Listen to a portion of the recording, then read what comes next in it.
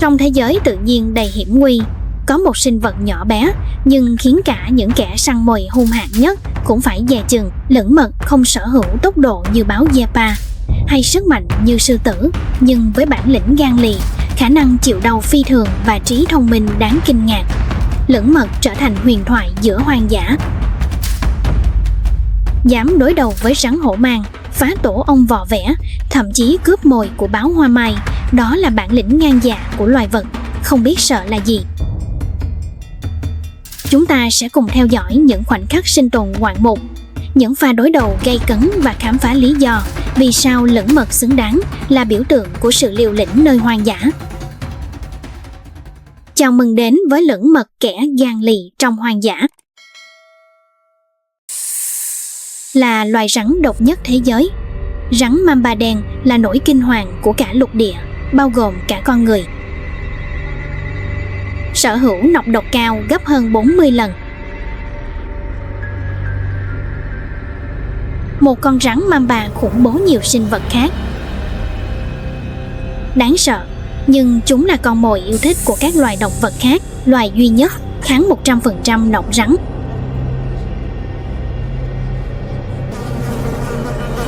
Nói về loài nào, bạn đã biết nó là loài động vật gì? Vâng, đó là con lưỡng mật, kẻ thù của rắn độc.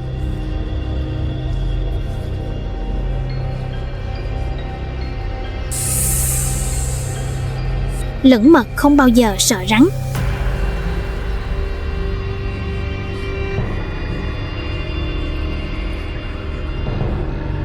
Thế giới tự nhiên, hoang dã luôn có hai khía cạnh. Không loài động vật nào có thể giữ một vị trí độc nhất. Vì vậy, không có vấn đề nào đáng sợ. Mẹ thiên nhiên sẽ sinh ra một loài khác để vượt qua chúng. Rắn độc cũng không ngoại lệ. Chúng là con mồi cho lưỡng mật luôn khao khát.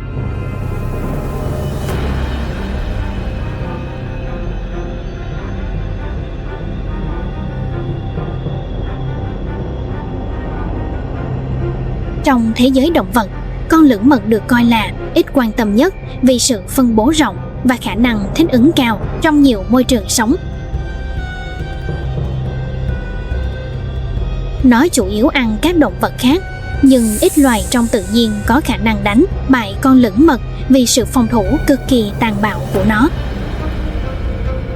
Thức ăn yêu thích của con vật này là rắn độc. Chúng càng độc thì nó càng thích.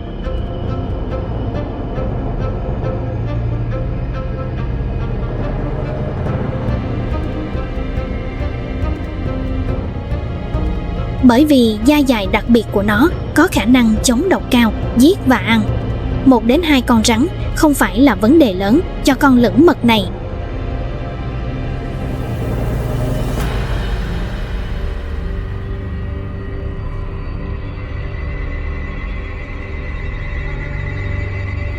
Ngoài ra, da lưỡng mật khá dày, đặc biệt là da quanh cổ dày tới 6mm, cộng với một lớp lông dày bao phủ toàn bộ cơ thể đầu nhỏ ngoài mỏng mắn nhỏ. Đôi tay nhỏ ẩn dưới lớp lông dày. Tất cả những điều này giúp con lừng tự do đi lang thang.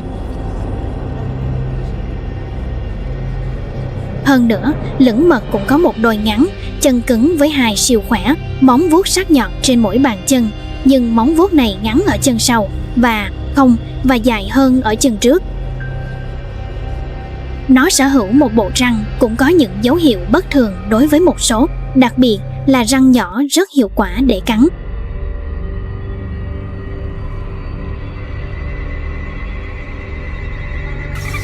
Với khả năng chống độc lạ, nó có thể chịu được vết cắn của cực kỳ rắn độc. Vì vậy, rắn độc thường trở thành thức ăn. Đôi khi gặp con lưỡng mật, chúng thường đánh hơi thấy con mồi và hạ gục nó.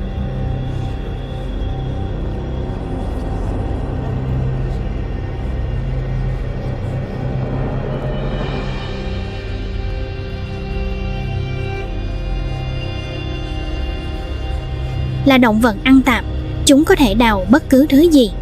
Chúng có thể bị ăn mối hoặc bọ cạp, cũng là nguồn thức ăn chính của lưỡng mật.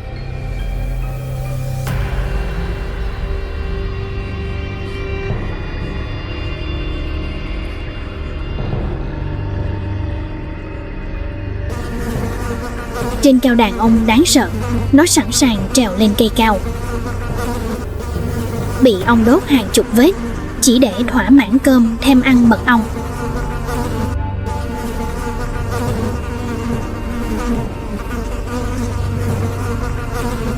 Ai đó đã từng nói nó là những kẻ điên rồ nhất trong thế giới tự nhiên.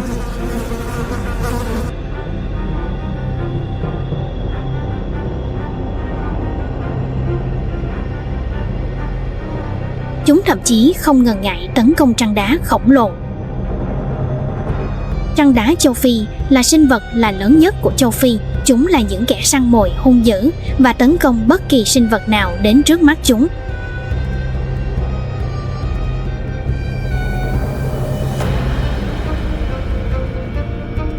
Một con trăng đá trưởng thành có thể dài tới 10 mét và cũng là loài trăng mạnh nhất ở châu Phi. Con trăng khổng lồ thường xuyên tấn công con người, thậm chí nuốt cả trẻ em và người lớn.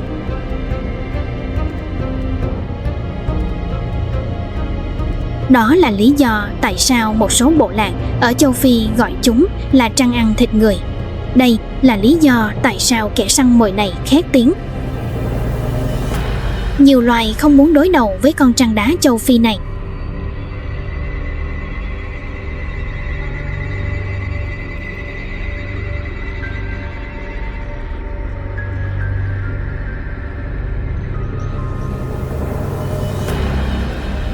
Nhưng với con lửng mật, bất kỳ con trăng đá nào, những cuộc gặp gỡ trở thành một bữa ăn thịnh soạn cho nó. Với cơ thể nhỏ nhắn và nhanh nhẹn, lửng mật có thể dễ dàng trốn tránh sự tấn công của trăng đá. Nó sử dụng toàn bộ sắc nhọn và móng vuốt sắc nhọn để tấn công điều này. Điểm yếu của con mồi khiến nó không có khả năng tự vệ. Do đó, con lửng mật có thể dễ dàng đánh bại con mồi của nó. Mặc dù đối mặt với một sinh vật khổng lồ như cá sấu, lửng mật vẫn không hề sợ hãi. Thực tế là nó liên tục tấn công vào đuôi cá sấu, khiến con cá sấu cố gắng trốn tránh bằng cách trượt vào bụi rậm.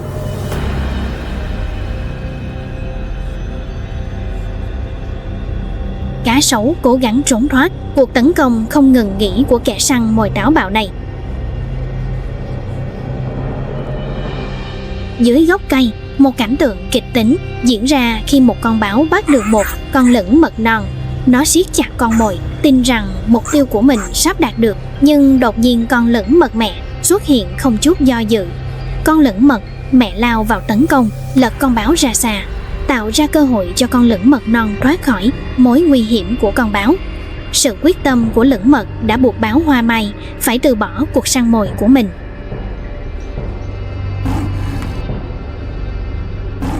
Bị 3 con báo vây quanh,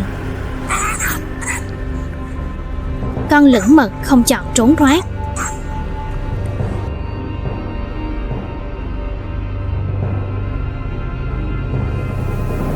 mà chọn đối mặt với tình huống.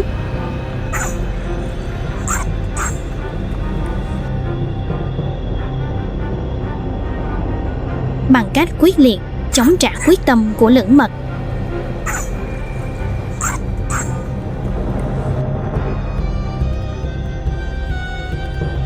Và sự hung dữ đã đe dọa 3 con báo hoa mai, khiến chúng do dự trong khi lửng mật trơ tráo bỏ chạy.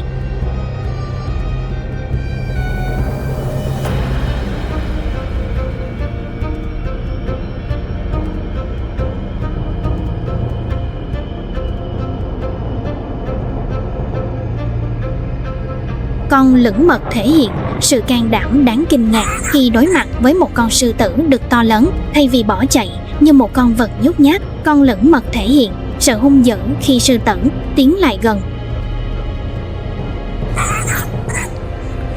Thay vì chỉ tập trung vào việc trốn thoát, nó há miệng để lộ những chiếc răng sắc nhọn như một mối đe dọa đối với sư tử đực.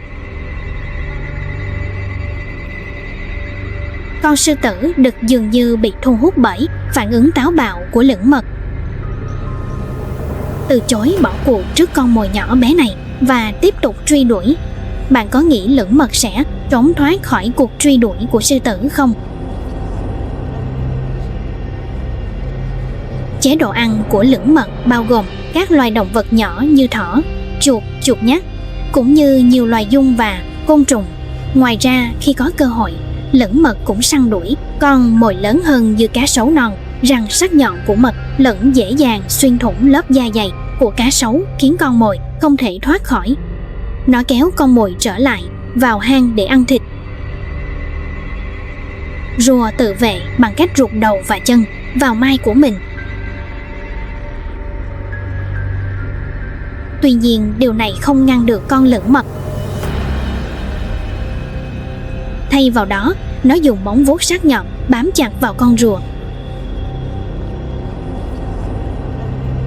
Sau đó dùng móng linh hoạt của mình để di chuyển qua các khe hở trên mai rùa để tấn công. Con vật này, mặc dù lớp vỏ bảo vệ mạnh mẽ của con rùa, nó vẫn không thể thoát ra. Cuộc truy đuổi mật ong không ngừng nghỉ.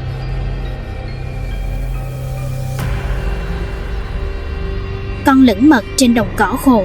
Một cuộc đấu tranh căng thẳng giữa một con báo và con lưỡng mật diễn ra. Mặc dù bị bất lợi về kích thước, con lưỡng mật ong vẫn tiếp tục chiến đấu, không ngừng nghỉ. Nó lao đi cố gắng trốn thoát khỏi móng vuốt sắc nhọn của con báo. Mặc dù con lưỡng mật chống cự dữ dội, con báo vẫn dùng bộ hàm khỏe mạnh của mình để nâng con mồi và mang nó trở về lãnh thổ của mình. Những con chó hoang vui vẻ chào đón những thành viên mới của đàn chó con. Sự tương tác giữa các thế hệ trong bóng tối hoang dã đã mang lại một bầu không khí sôi động. Những con chó con tò mò và muốn khám phá.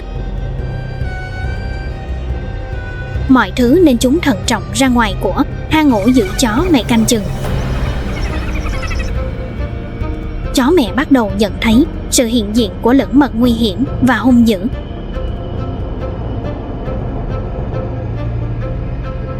Những sinh vật lưỡng mật sẵn sàng tấn công bất cứ ai đến gần. Nhận thức được mối đe dọa sắp xảy ra, chó mẹ hành động nhanh chóng và khéo léo, nhanh chóng mang những chiếc cốc trở lại hang ổ của chúng để tránh xa lũ lưỡng mật.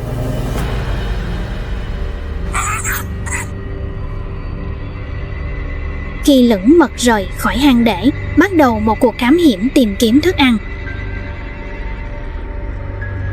Nó háo hức săn mồi, nhưng cuối cùng chẳng tìm thấy gì ngoài sự trống rỗng.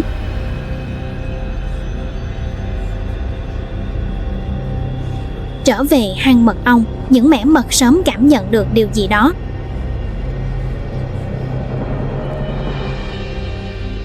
Nó bắt đầu đánh hơi xung quanh và điều tra làm mồi của một con nhím chiếm giữ hang ổ.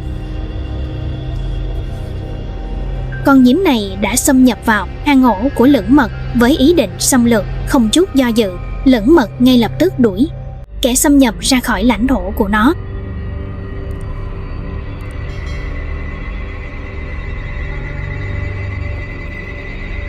Cảm ơn bạn đã theo dõi. Hãy cùng chung tay bảo vệ các loài động vật hoang dã quý hiếm như lưỡng mật. Đừng quên để lại ý kiến của bạn dưới phần bình luận để chúng ta cùng lan tỏa tình yêu thiên nhiên.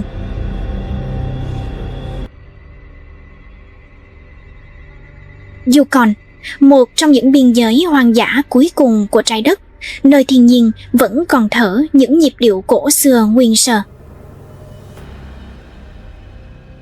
Một vùng đất được khắc họa bởi thời gian, những dòng sông băng cổ xưa và những dòng sông thì thầm những câu chuyện từ nhiều thế kỷ trước.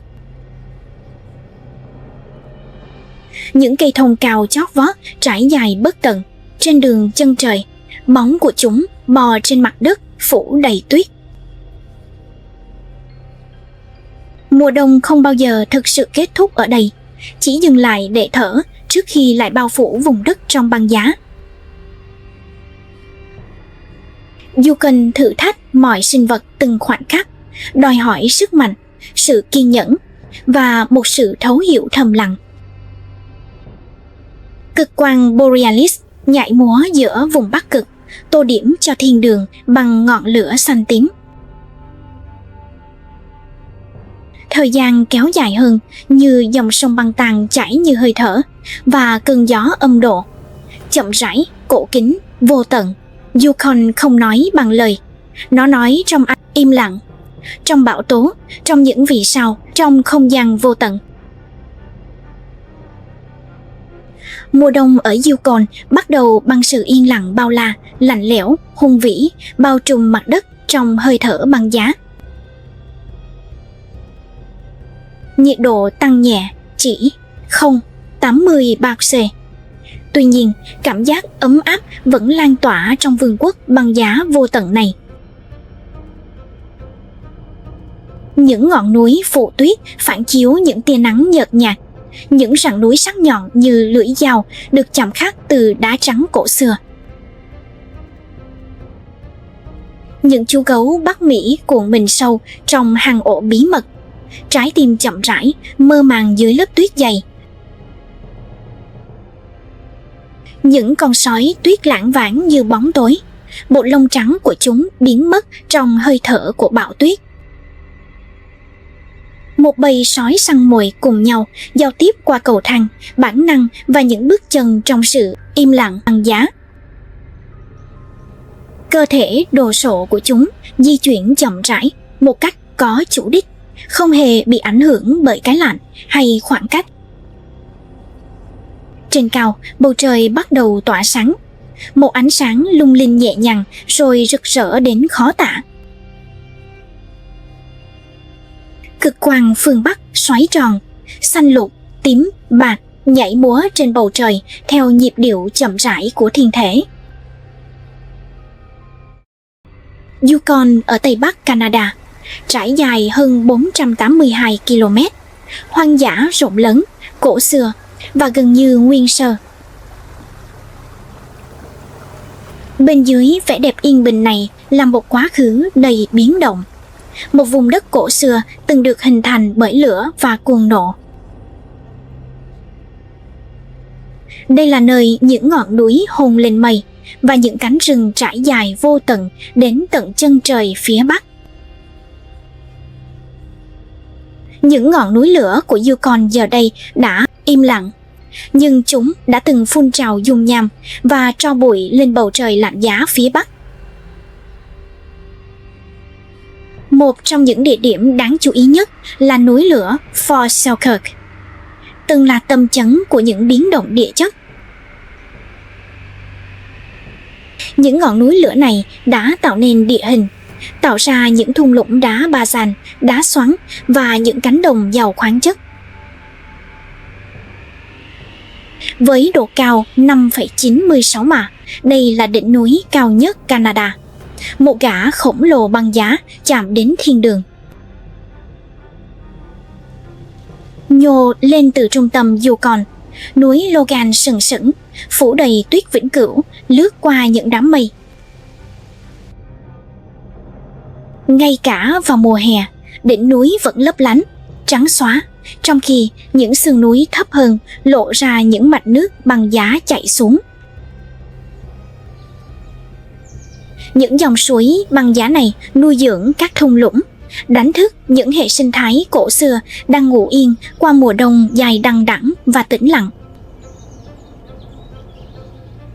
Trong khi những ngọn núi ngủ yên, sự sống vẫn di chuyển trên những cánh đồng tuyết, những đàn đoàn lữ hành rong ruổi, 42 con vượt qua những khoảng cách vô cùng khó khăn.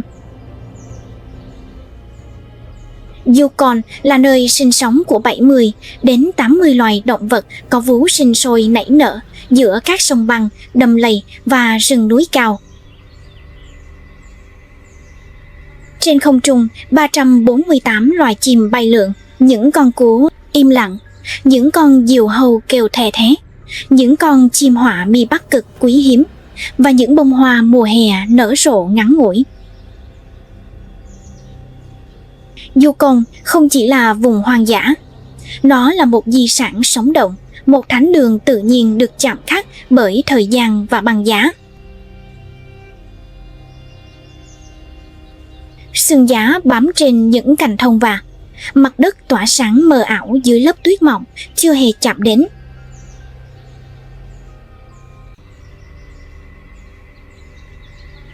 bình minh ló dạng trên vùng hoang dã Yukon, phủ một ánh sáng vàng nhạt lên khung cảnh băng giá.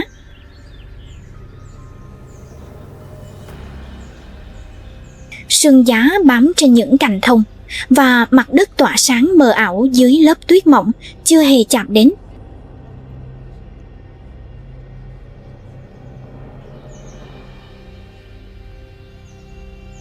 Quanh một xác chết tươi, một đàn gấu xám lặng lẽ xé xác bằng những chiếc hàm khỏe mạnh.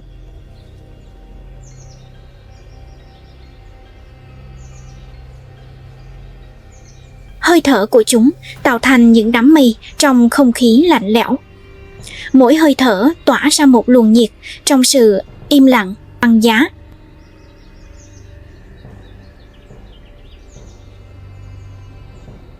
Nhưng chúng không đơn độc. Ẩn mình trong bóng tối, một kẻ săn mồi khác đang quan sát với đôi mắt lạnh lẽo, đói khát.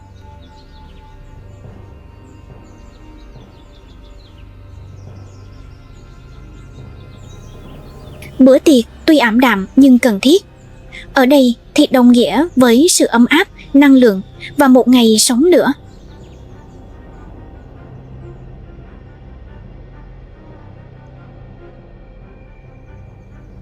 Một bầy sói xám gầy gò và cảnh giác, mắt dán chặt vào chiến lợi phẩm của con gấu với sự thèm khát ngày càng tăng.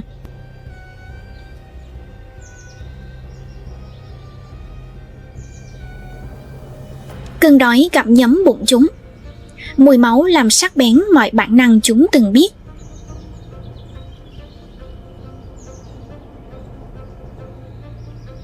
Một bóng người tiến về phía trước. Cơ bắp của con sói đầu đàn căng cứng dưới lớp áo khoác bạc, mắt nheo lại đầy quyết tâm.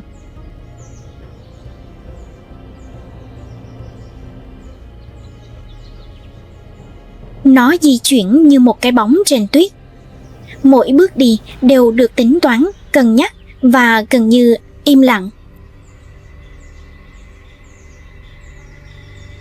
Bầy gấu vẫn chưa nhận ra, quá say mê máu, dục vọng và cơn đói để cảm nhận được mối đe dọa đang dần hiện hữu.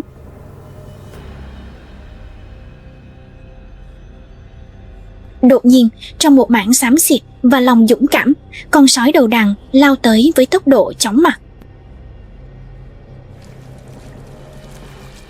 Một con gấu ngẩng đầu lên và bắt đầu phát ra lời cảnh báo. Lũ gấu gầm gừ, một số con lùi lại đầy táo bạo.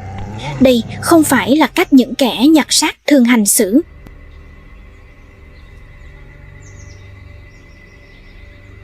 Những con còn lại trong đàn xuất hiện từ trong rừng cây, mắt mở to đầy vẻ hoài nghi, lần theo dấu vết của con đầu đàn. Trong lòng Yukon, ngay cả những cuộc đụng độ lặng lẽ nhất cũng vang vọng như sấm sét.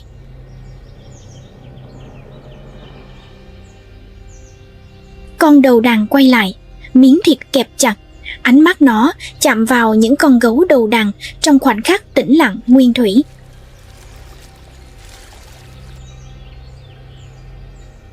Con sói không hề do dự. Nó lao thẳng vào đống thịt, ngoạm một miếng giữa hai hàm.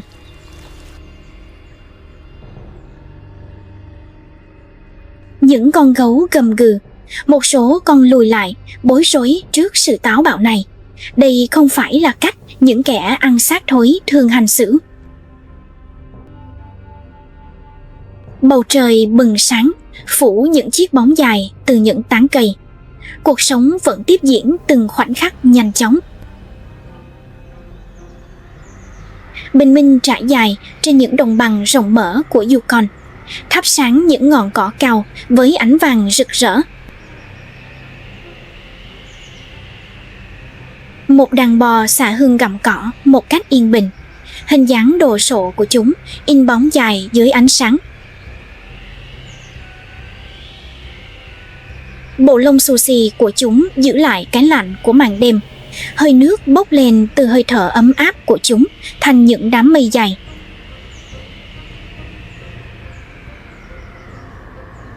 Những con bò rút vào mẹ được che chở bởi sức nặng và sức mạnh của cả đàn. Buổi sáng bắt đầu bằng việc gặm cỏ chậm rãi. Đầu cúi xuống, móng guốc chuyển động, cỏ bị xé toạc với cơn đói nhịp nhàng. Mặt đất tĩnh lặng, chỉ có tiếng gió thổi, tiếng xào xạc của lông và cỏ cào.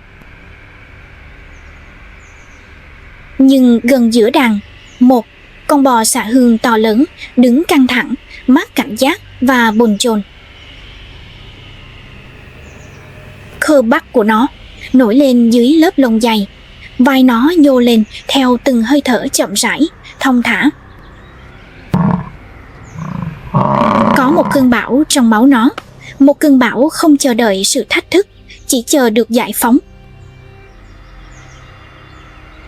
Nó chồm lên và dậm móng xuống, cào đất và cỏ trong cơn thịnh nộ dữ dội. Bầy đàn dừng lại, đầu ngẩng lên, căng thẳng lan tỏa như lửa trên không khí thảo nguyên khô cằn. Không báo trước, nó gầm lên. Một tiếng gầm như sấm rền, làm rung chuyển sự tĩnh lặng như sấm rền. Một con bò đực trẻ hơn, bồn chồn và táo bạo, phá vỡ sự im lặng bằng một tiếng khịt bụi sâu. Không dừng lại, chúng lao về phía trước, bùng lên mặt đất, mắt dán chặt vào con đầu đàn thống trị. Con đầu đàn không hề lùi bước. Nó bước tới, bình tĩnh, đôi mắt rực cháy cơn thịnh nộ nguyên thủy. Rồi va chạm. Chúng lao tới, va chạm như hai tảng đá lăn, làm rung chuyển mặt đất dưới mũ trùm đầu. Âm thanh vang vọng khắp thung lũng, một lời tuyên bố dữ dội về cuộc chiến giành quyền lực tối cao. Những đám mây bụi bốc lên sau mỗi cú va chạm, cơ thể chúng xoắn lại trong một điệu ba lê tàn bạo của sức mạnh nguyên thủy. Chúng lại đập mạnh, móng guốc cắm sâu xuống đất, cổ căng ra, mắt hoang dại với tầm nhìn đầy thách thức.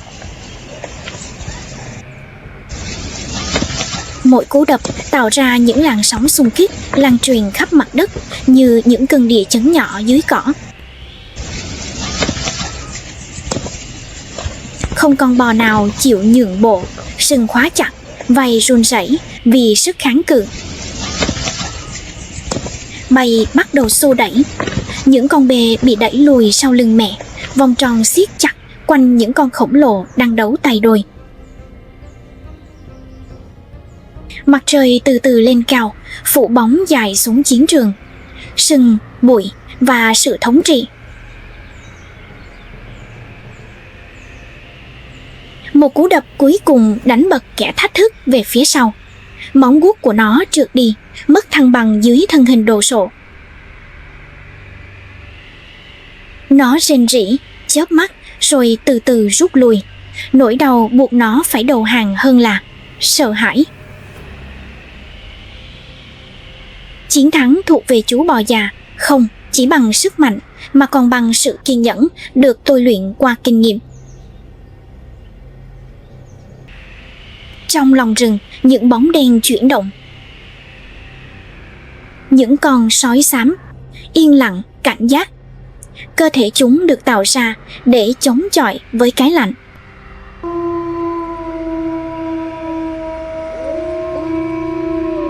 Sương giá bám chặt vào bộ lông của chúng.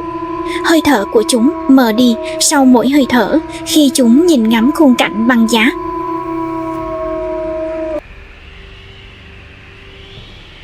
Chúng tập hợp lại chậm rãi, tay giật giật, mắt sắc bén, cơ bắp sẵn sàng thống nhất bởi nhịp điệu của bản năng.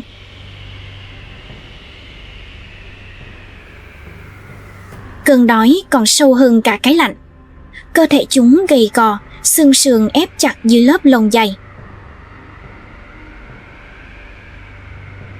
Chúng không phải là những con sói hoang hay đơn độc. Đây là một gia đình được hình thành từ máu thịt, sự sinh tồn và mùa đông.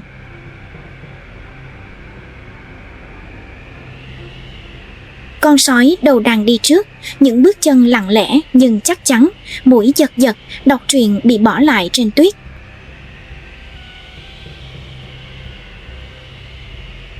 Những con khác theo sát phía sau, tai cụp xuống, đuôi cụp xuống. Thế giới của chúng tĩnh lặng, tập trung và lạnh lẽo. Sự yên lặng trở nên sôi động, nặng nề vì căng thẳng. Dưới những rặng thông cao vút, bầy sói xám di chuyển như những cái bóng, lặng lẽ và sắc bén. Dưới ánh sáng nhợt nhạt của bình minh, mùi hương của con mồi vương vấn trong gió, đậm đà, thoang thoảng mùi đất ấm áp như một lời hứa hẹn trong cơn đói mùa đông.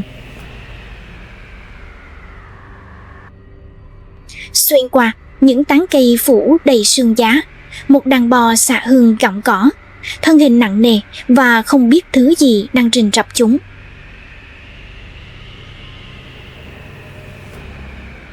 Bầy sói dừng lại thấp mình trên tuyết, quan sát, lắng nghe, từng thớ cơ sẵn sàng chờ hiệu lệnh tấn công. Đuôi của con sói đầu đàn giật giật một lần, hiệu lệnh được đưa ra và cả đàn tản ra giữa rừng cây. Bầy bò xạ hương ngẩng đầu lên cảm nhận nguy hiểm, nhưng đã quá muộn, cuộc săn đã bắt đầu.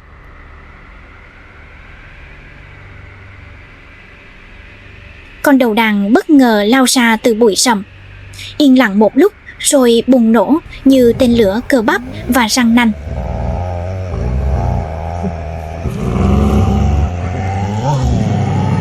Bầy đàn hoảng loạn, vó ngựa gầm rú. Tuyết bay mù mịt, nhưng không phải con nào cũng đủ nhanh để thoát khỏi cơn bão sắp tới.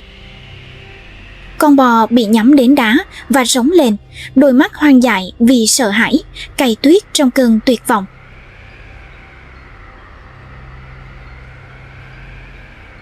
Nhưng tuyết đã làm nó chậm lại, mỗi bước chân nặng nề hơn bước chân trước. Số phận của nó được khắc họa rõ nét trên lớp tuyết.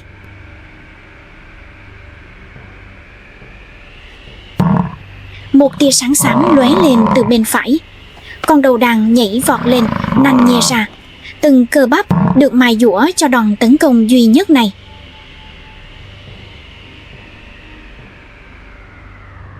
Răng nó cắm sâu vào cổ nó, kéo mạnh, kéo nó xuống cái lạnh.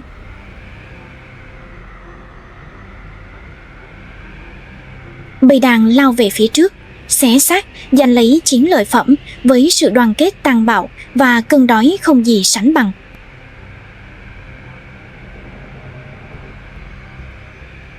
Chúng nuốt chửng trong yên lặng, không ăn mừng, không trì hoãn. Chỉ có bản năng và sự sinh tồn mới thống trị bữa tiệc băng giá này.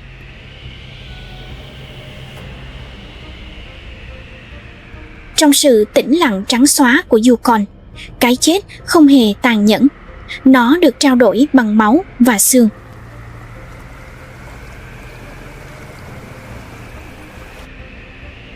Bởi trong thế giới băng giá này, chỉ có những ai nhanh nhẹn, mạnh mẽ và đoàn kết mới có thể sống sót qua sự yên lặng của mùa đông.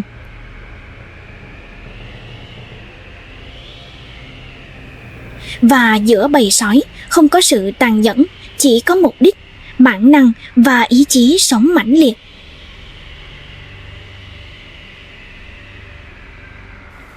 Nằm ở phía tây bắc xa xôi của Canada, Yukon vẫn là một trong những vùng biên giới nguyên sơ cuối cùng của trái đất. Tại đây, những đỉnh núi băng giá, những khu rừng cổ xưa và bầu trời lấp lánh ẩn chứa những bí mật lâu đời hơn cả loài người.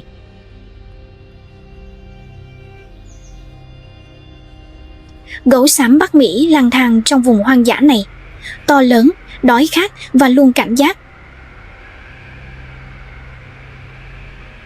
Vào mùa đông, thức ăn khan hiếm. Mỗi mùi hương trong gió có thể quyết định sự sống hoặc cái chết. Những dòng sông băng lâu đời hơn cả, nền văn minh vẫn định hình vùng đất, len lỏi từng chút một qua đá. Sói sống sót không phải bằng sức mạnh, mà bằng sự khôn ngoan và đoàn kết. Bầy đàn chính là sức mạnh của nó. Cùng nhau, chúng lần theo dấu vết của loài nai sừng tấm, những sinh vật khổng lồ của loài hổ, được tạo ra để chịu đựng và trốn tránh.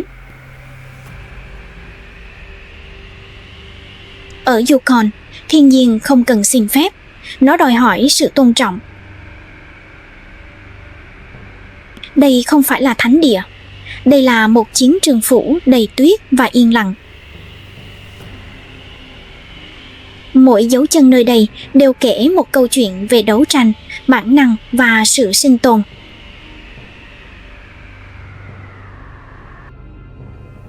Trong vùng băng giá của Yukon, mặt đất thở ra sự yên lặng, tuyết và sức nặng lạnh lẽo của sự sinh tồn. Vượt lên trên tất cả những ai bước qua đây, gấu xám Bắc Mỹ ngự trị, một biểu tượng sống động của sức mạnh nguyên thủy. Một con gấu xám Bắc Mỹ bước ra từ con hổ, gầy gò, mệt mỏi và đói khát sau nhiều tháng ngủ đông. Bộ lông của nó rối bù, bước chân chậm chạp, nhưng đôi mắt nó rực cháy ngọn lửa sinh tồn. Đột nhiên, một tiếng xào xạc, yếu ớt, gần như lạc lõng trong gió. Con gấu dừng lại, tai nó giật giật. Cảm nhận được điều gì đó, một rung động trong đường hầm của nó lao về phía hang ổ an toàn của mình. Nhưng con gấu xám Bắc Mỹ không hề do dự. Nó bắt đầu đào, cào cấu mặt đất, đóng băng với sức mạnh tàn bạo. Rồi thành công. Con gấu vùi mõm và kéo cái bát lên ánh sáng.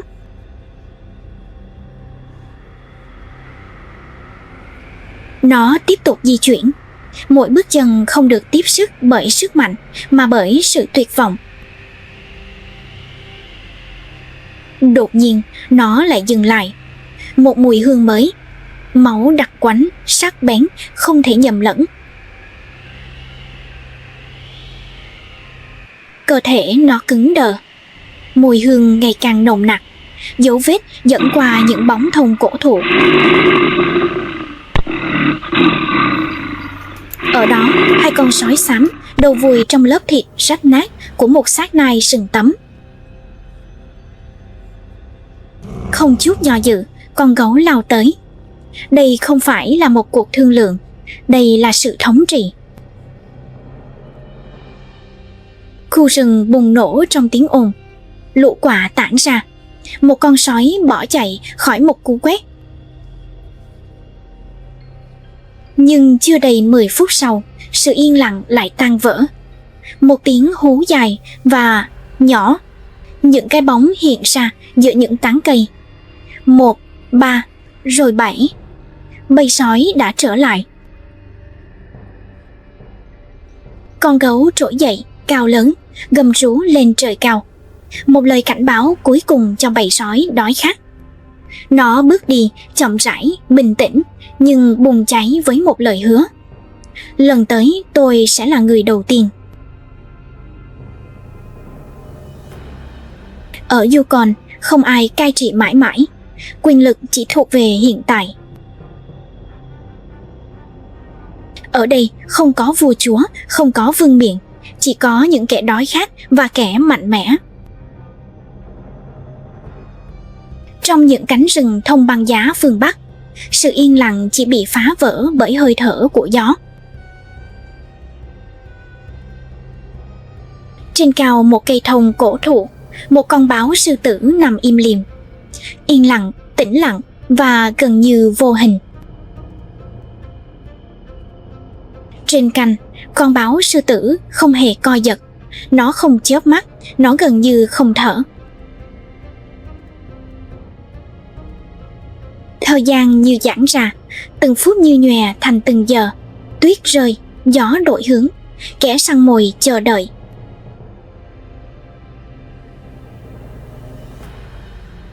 Bộ lông nâu nhạt của nó hòa quyện với vỏ cây, và tuyết hòa vào bức tranh mùa đông như một bóng ma.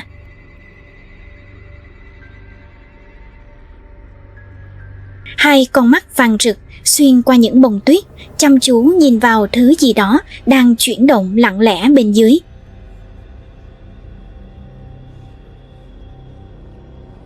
Rồi một tia sáng lóe lên, một cơ bắp cuộn lại, sự im lặng tan vỡ.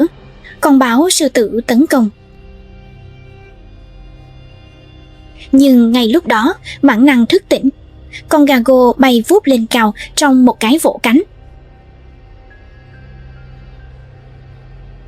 Nó di chuyển xuyên qua khu rừng, đôi mắt sắc bén, đôi tai cảnh giác với từng vết nứt trong sự tĩnh lặng băng giá.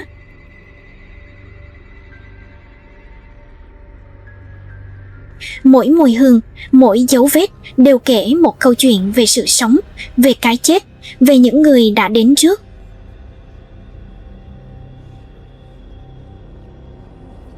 Rồi một mùi hương của cái chết xa xưa. Gió mang theo một lời hứa ngọt ngào nhưng đắng chát. Còn báo sư tử tiến lại gần một cách chậm rãi, đầy tôn kính, như thể đang vinh danh một trận chiến đã diễn ra.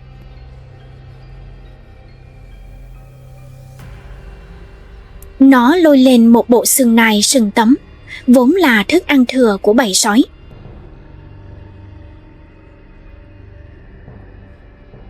Nó hít hà, liếm láp và cào cấu, tìm kiếm những mẩu vụn đã bị lấy đi từ lâu.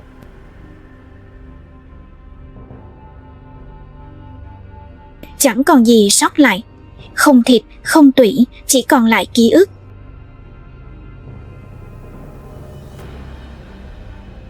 Tuy nhiên, nó không nán lại, nó không than khóc, nó chỉ đơn giản quay đi và bước tiếp. Đối với báo sư tử, không có sự tuyệt vọng, chỉ có khoảng cách, chỉ có cơ hội tiếp theo để tấn công. Trong tự nhiên, chiến thắng rất hiếm, thất bại thì thường xuyên, điều quan trọng là ai tiếp tục tiến lên.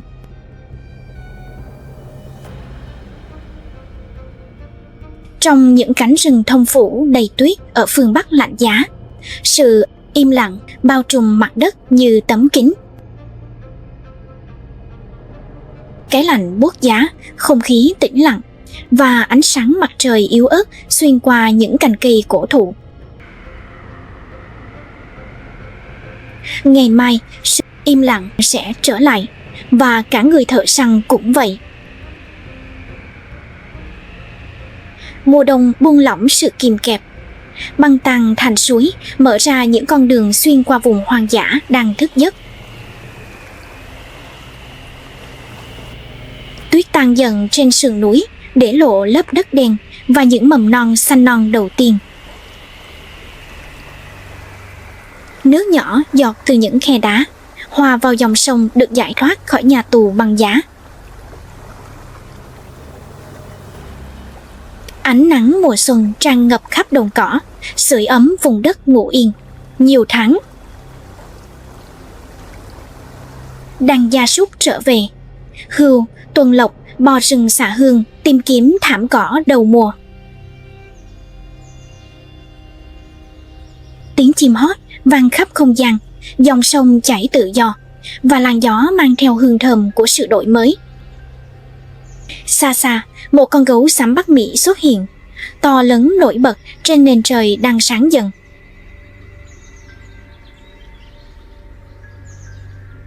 Phía trước, một con hươu mẹ đang gặm cỏ với con nai con bên cạnh.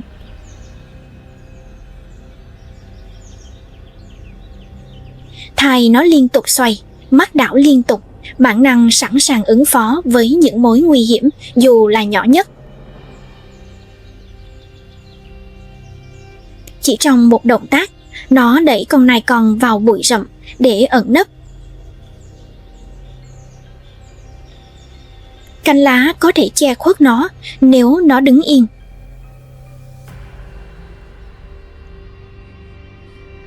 Nhưng con gấu xám Bắc Mỹ đang ở rất gần. Đầu cúi thấp, mũi mở rộng, hít vào từng mùi hương.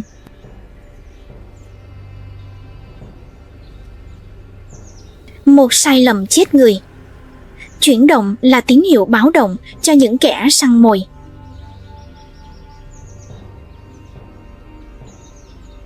Chỉ cách vài mét, sự yên lặng tan vỡ. Con nai con hoảng loạn lao đi.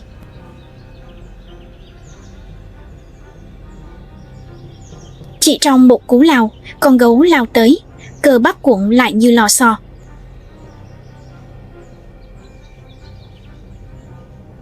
Cả khu rừng yên lặng chỉ bị phá vỡ bởi hơi thở nặng nề của kẻ chiến thắng.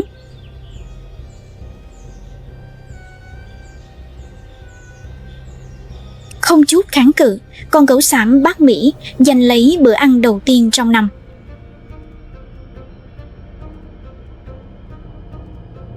Nó mang chiến lợi phẩm đến bìa rừng, nơi ánh nắng nhuộm vàng lên bộ lông dày.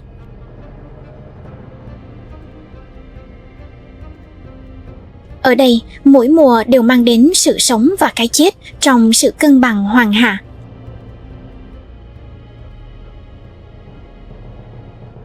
Cơ hội chỉ đến với những ai sẵn sàng nắm bắt.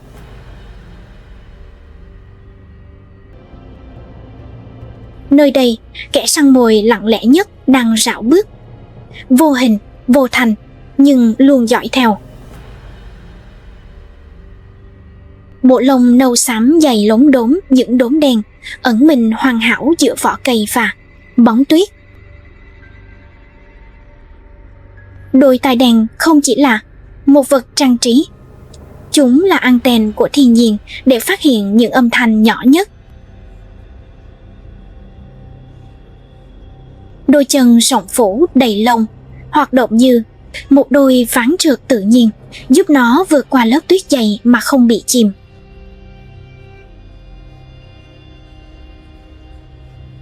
Giữa những gốc thông đóng băng, một chú thỏ rừng đang gặm vỏ cây non.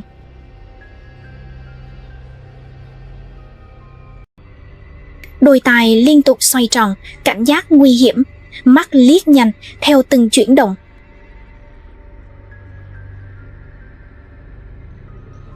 Con linh miêu phát hiện con mồi từ khoảng cách hàng chục mét. Mỗi bước tiến về phía trước là một lời hứa về sự dữ dội bất ngờ, ẩn chứa trong sự tĩnh lặng hoàn hảo. Nó không vội vã.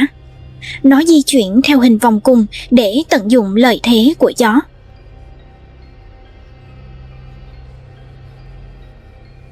Đôi mắt vàng nheo lại, cơ thể hạ thấp, trọng lượng dồn vào hai chân sau.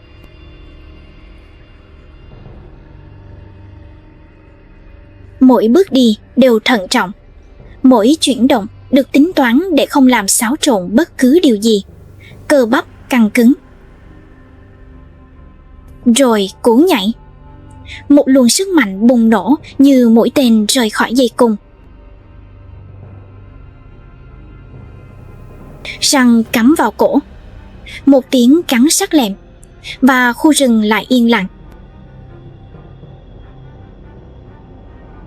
Cuộc săn mồi gọn gàng, hiệu quả, không lãng phí, không tàn ác, chỉ có sự sống còn.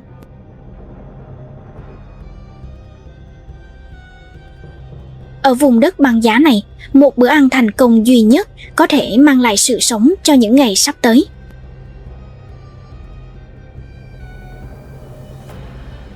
Cuộc săn đã kết thúc, nhưng sự sống còn không bao giờ hoàn toàn. Mặt trời mùa xuân nhô lên trên những ngọn núi xa xôi, tắm mát khu rừng trong ánh sáng vàng rực của buổi sớm.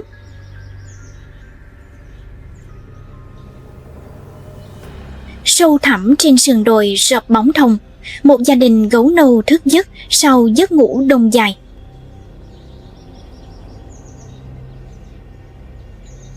Gấu mẹ bước ra ánh nắng, lỗ mũi phập phồng trước hương thơm của mùa xuân mới.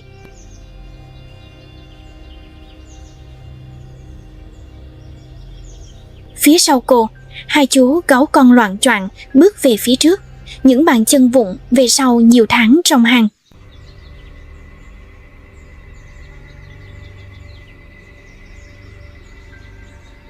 Đôi mắt chúng lấp lánh vẻ tò mò trước thế giới xanh mát rộng lớn đang trải ra trước mắt.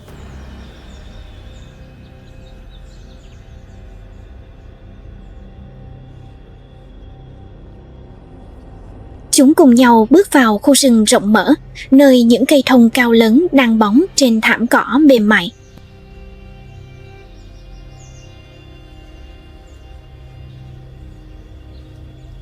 Những chú gấu con không quan tâm đến bữa sáng, tự sáng tạo ra những trò chơi hoang dã của riêng mình giữa những rễ cây.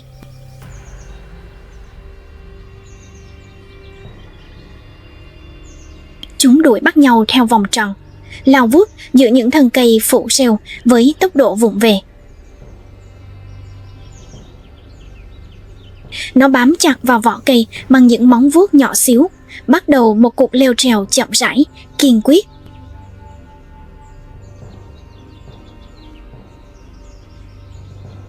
Bên dưới, gấu mẹ ngước nhìn lên, tai giật giật khi nghe thấy tiếng kêu của đàn con.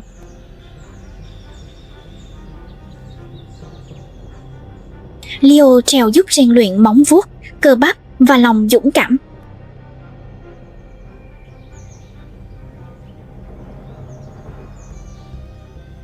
Là công cụ cho những thử thách của động vật hoang dã và vang lên một bài học mới.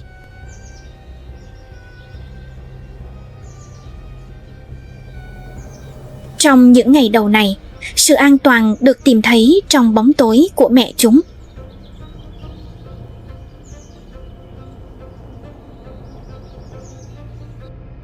Không khí mát mẻ mang theo mùi nhựa cây và đất ẩm từ mặt đất đang tan băng. Một con suối róc rách gần đó, tiếng hát của nó hòa lẫn với tiếng chim hót vui vẻ trở về. Trong những khu rừng lá kim và đầm lầy đóng băng ở phía bắc, một bóng hình khổng lồ hiện ra.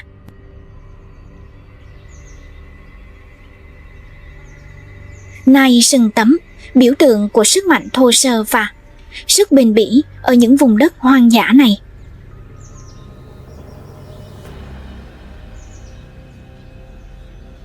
Cao hơn 2 mét và nặng gần nửa tấn, đây là loài hươu lớn nhất trên trái đất.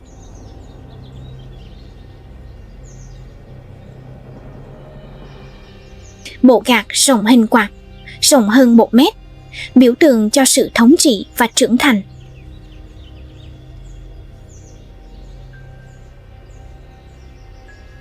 Khi mùa hè tàn, bộ gạc cứng lại và mùa chiến đấu bắt đầu.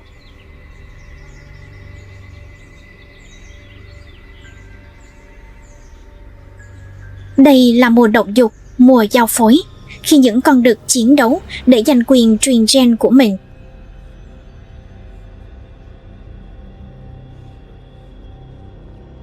Họ từ từ khép lại khoảng cách. Mỗi bước chân đều được đong đếm, ánh mắt khóa chặt trong sự căng thẳng nguyên thủy.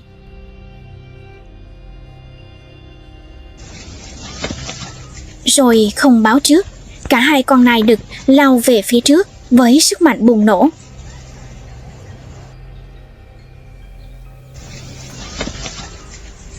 Năng lượng tràn ngập qua cổ và vai đồ sộ của chúng. Mỗi cú đẩy là một cuộc đấu sức mạnh thô sơ.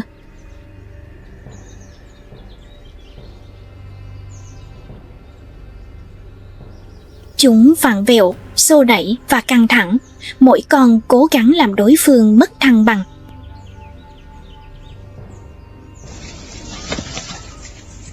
Cả khu rừng dõi theo, tĩnh lặng và yên lặng, ngoại trừ trận chiến giữa hai gã khổng lồ này.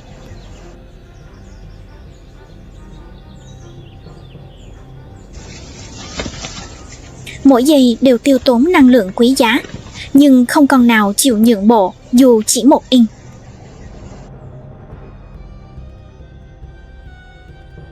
Con nai đực thua cuộc lắc đầu dữ dội, cố gắng phá vỡ thế bế tắc.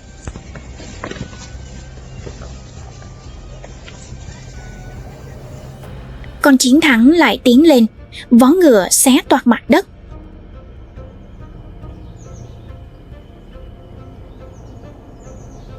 Tiếng va chạm vang vọng khắp thung lũng, một âm thanh đánh dấu lãnh thổ cũng như chiến thắng.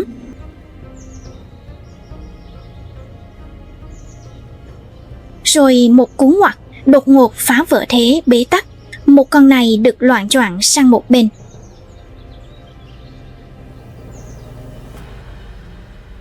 Con yếu hơn ngẩng đầu, thở hổn hển và quay lưng lại với kẻ chiến thắng.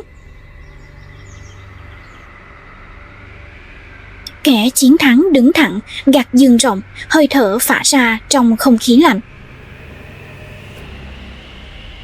Đối với loài nai sừng tấm, trận chiến không phải là sự tàn nhẫn. Đó là nghi lễ thuần khiết nhất, lâu đời nhất của cuộc đời. Tuyết lại rơi, nhẹ nhàng, yên lặng, che phủ những vết sẹo của những gì vừa xảy ra. Khu rừng tĩnh lặng, quá tĩnh lặng, như thể nó đang than khóc. Những dấu chân phai mờ theo gió, như thể chưa từng có cuộc đấu tranh nào diễn ra. Một cành cây gãy, một bụi cây bị đè bẹp, bằng chứng duy nhất của một sinh mạng đã mất. Ở đâu đó gần đó, hơi thở run rẩy trong giá lạnh. Một người sống sót run rẩy nhưng vẫn còn sống. Trên cao, những đám mây trôi qua những đỉnh núi cổ xưa đã chứng kiến tất cả. Bên dưới sự yên lặng, cơn đói luôn rình rập.